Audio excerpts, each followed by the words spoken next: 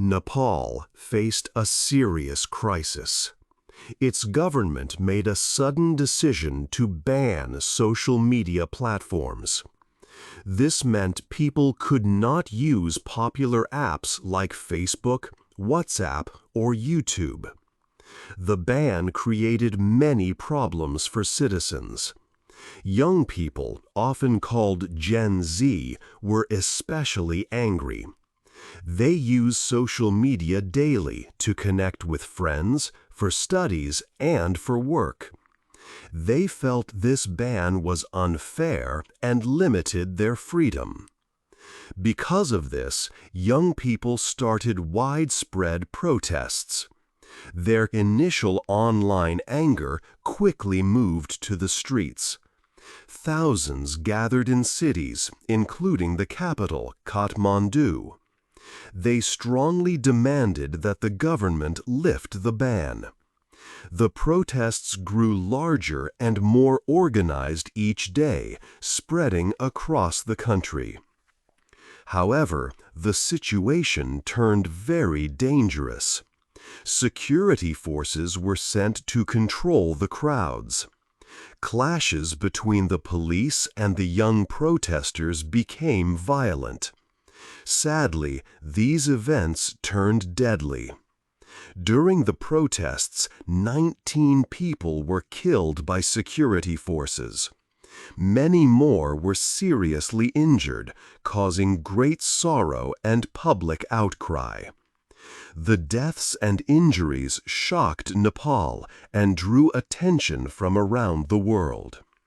The government faced strong criticism and realized it could not continue the ban. So, very quickly, in less than 24 hours after the deadly clashes, the government decided to lift the social media ban. This swift reversal showed the significant power of the people's unified voice. It highlighted the government's major problems and its quick need to change course. 2. Why the ban started. The social media ban started on September 4, 2025. Nepal's government announced a ban on 26 major social media platforms and messaging apps. Officials stated that this was a needed step to fight many online problems. They said the Internet had too much false information, hate speech, fraud, and fake accounts. The government also raised concerns about cybercrime, where people use computers to steal or harm others.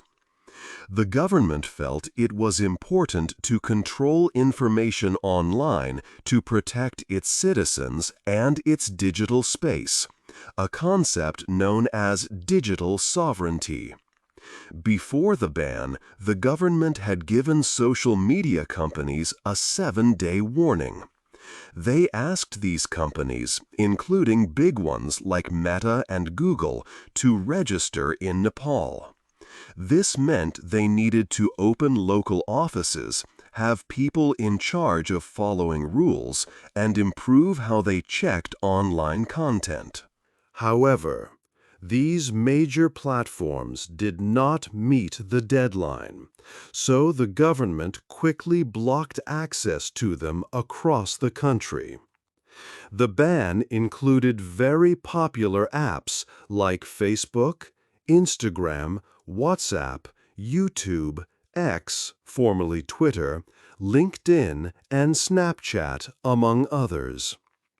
This ban caused great hardship for many ordinary people. Nepal's economy relies a lot on money sent from citizens working in other countries. Social media apps were vital tools for these families to talk to each other across long distances. The ban made it very difficult for them to stay connected, which added to their worries. Small businesses also suffered badly. Many small shops and entrepreneurs used platforms like Facebook and WhatsApp to reach customers and sell their goods. Losing these tools meant they could not do business easily, causing immediate financial problems for thousands of people. For many citizens, the government's reasons did not feel true. They believed the government was trying to control what people could say and see online.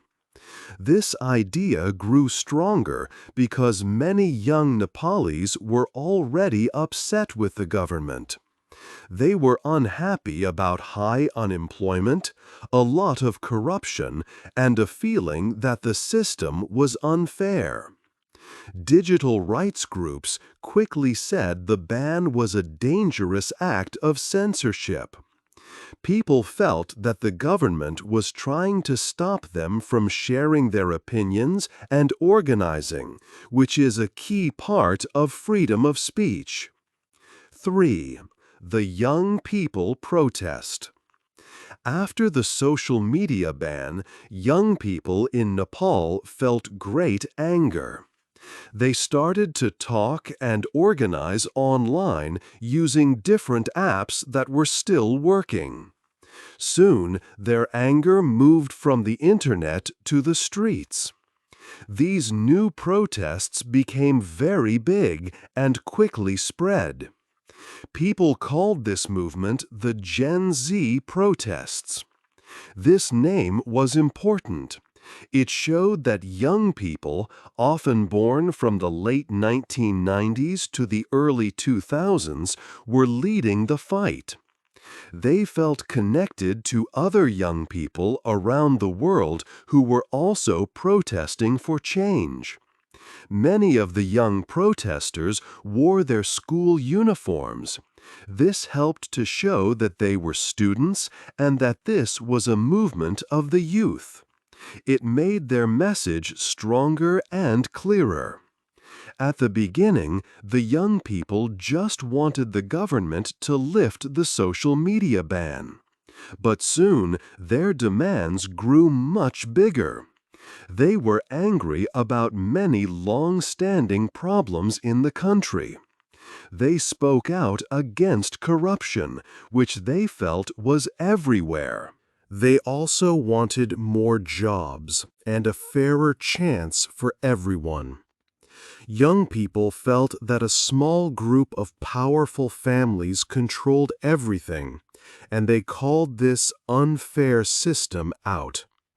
Student leader Eugen Rajbandari clearly stated their goals. He said they were protesting against corruption that has been institutionalized in Nepal. The protesters used special symbols to show their message. Many of them carried flags from the Japanese manga series One Piece. This flag became a symbol of fighting for freedom and standing up against unfair rules. This same symbol had been seen in protests by young people in other countries too, showing a shared spirit among youth activists in the region. The protests began in Kathmandu, the capital city, but the movement did not stop there. The anger quickly spread from the capital to other parts of the country. Cities like Pokhara in central Nepal, Chitwan in the southwest, Janakpur in the southeast, and Itari in the east all saw young people protesting. This showed that the strong feelings for change were nationwide, not just in one place. The young people were making their voices heard across Nepal.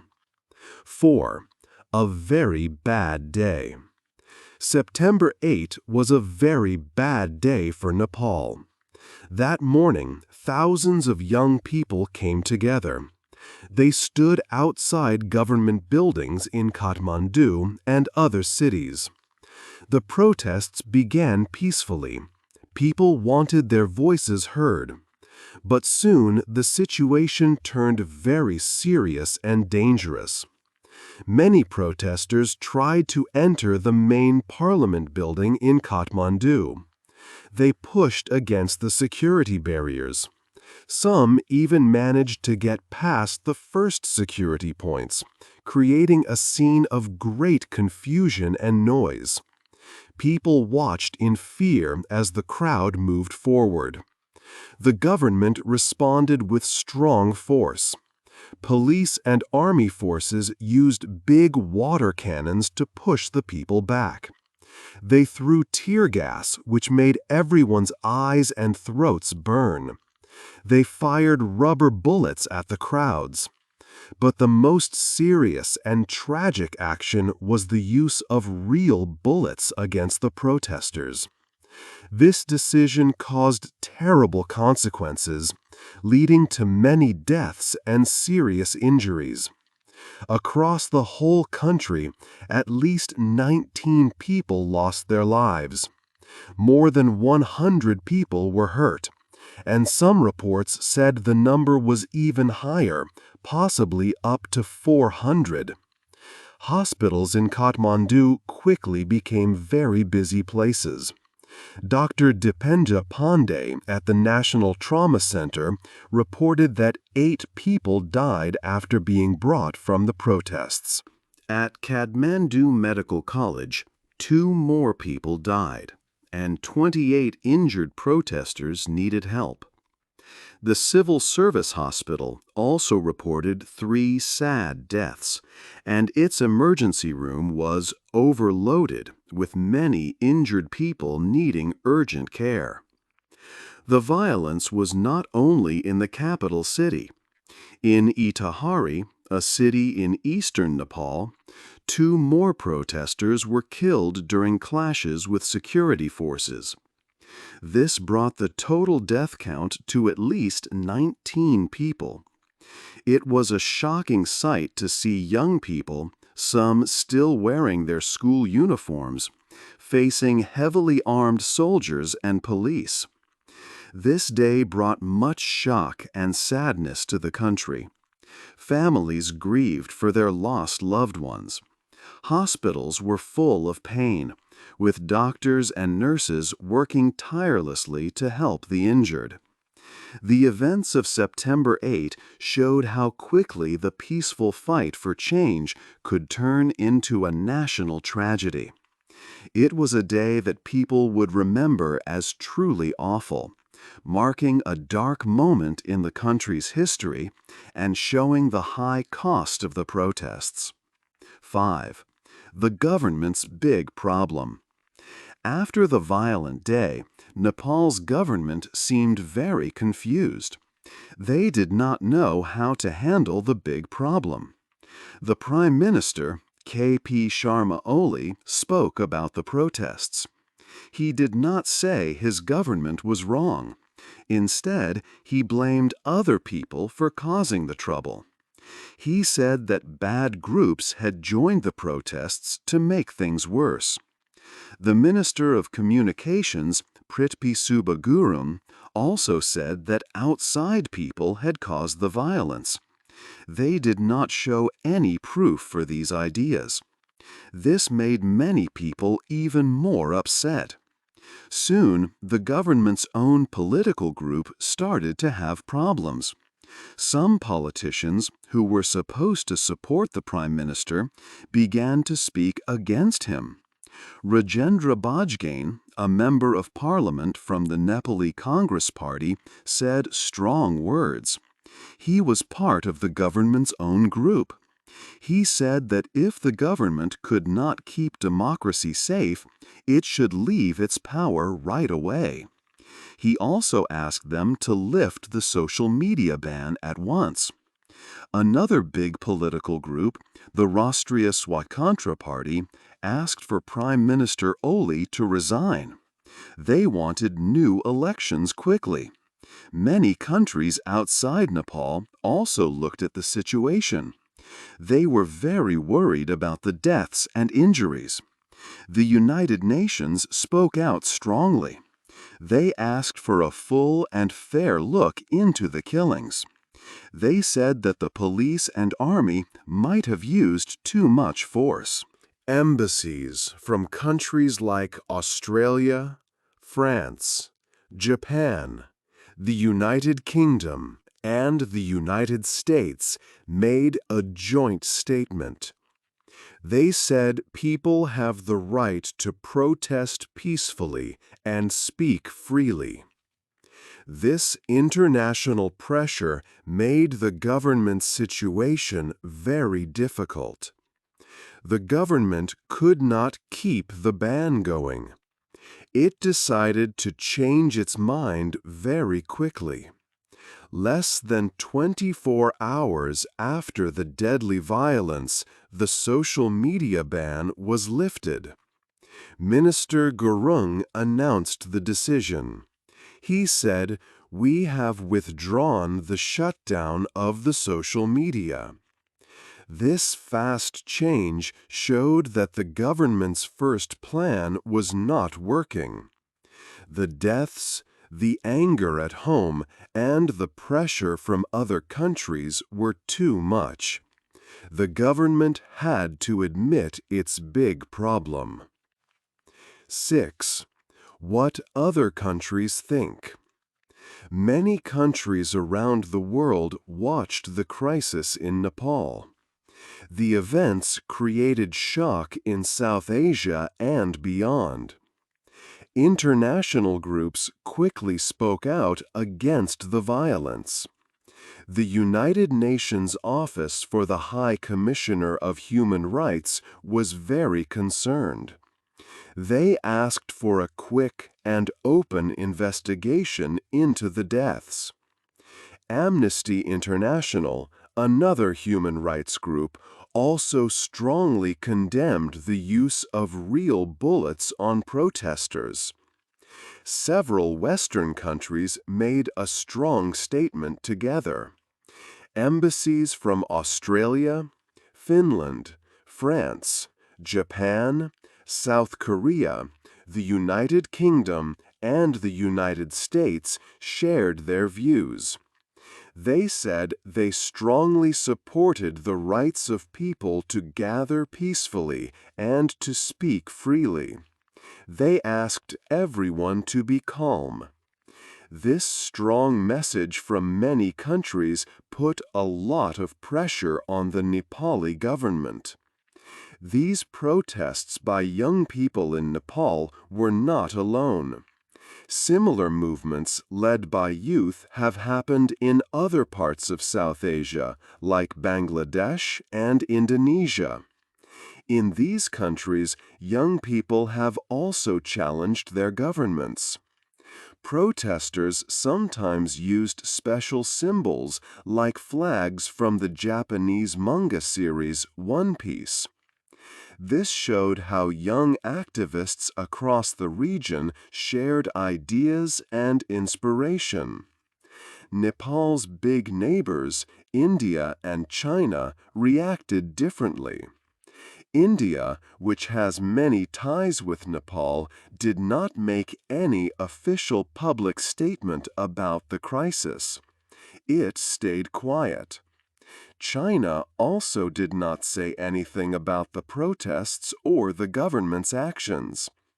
This was likely because China usually does not interfere in other countries' internal matters.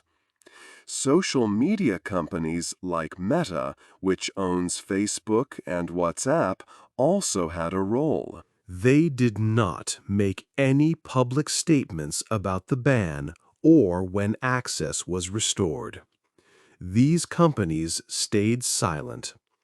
This showed the difficult situation for big technology companies working in countries with changing rules.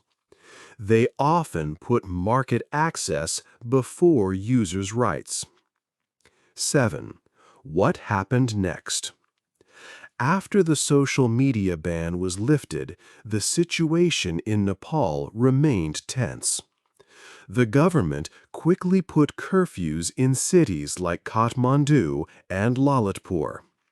These curfews aimed to stop any further protests or large gatherings, even peaceful memorial events for those who had died. The government also made promises to address the crisis.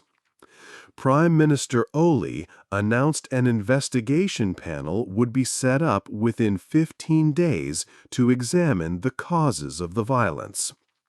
Additionally, the government pledged financial relief for the families of those killed and covered medical treatment costs for the injured. Hospitals in Kathmandu were overwhelmed, struggling with many casualties from the protests. However, the young people's anger had much deeper roots. Many felt the system was deeply unfair. High unemployment was a major problem, especially for people aged 15 to 29, with about 19.2% out of work. This forced many young Nepalis to seek dangerous jobs abroad. Corruption was another significant issue. Young people saw that families with political connections often had more opportunities, while ordinary citizens struggled. They believed leaders prioritized power over public problems. The two major political parties, once rivals, now worked together, making young people feel there was no true opposition voice.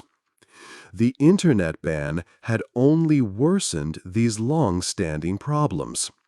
Social media was vital for connecting with family overseas and for small businesses. Blocking these platforms directly impacted livelihoods and intensified existing frustrations. The protests clearly showed that young Nepalis demanded solutions to real issues like jobs and fairness, not just information control. While the ban was lifted, these core problems persist. 8. The final lesson.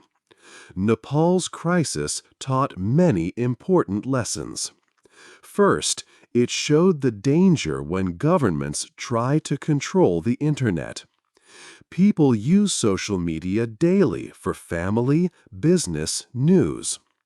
Taking these tools away made people feel cut off and very angry.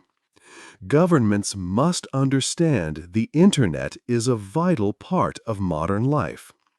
Second, the events highlighted the new power of young people, often called Gen Z. They grew up with digital tools and know how to organize quickly. Even when governments tried to stop them, they found other ways to connect. Their ability to gather, protest, and make their voices heard shows a powerful new political action in the digital age. Third, governments learned a clear lesson. They must solve real problems for their citizens. High unemployment, especially for young people, caused much anger. Many young Nepalis had no jobs and felt no future. Corruption, where leaders use power selfishly, also upset people. They want fair chances, good jobs, and honest leaders. If these deep problems are not fixed, anger will grow and lead to more unrest. Finally, it is vital to remember the 19 lives tragically lost during the protests. These young people died asking for rights, for a better future. Their deaths are a sad reminder of how important democratic freedom is. It shows the high cost when governments do not listen to their people and use force. The protests became a fight for the right to speak freely and live in a fair society. The government's quick change of mind proved the people's voice, especially the youth's, is powerful. This crisis was a tough but important lesson for Nepal and other countries.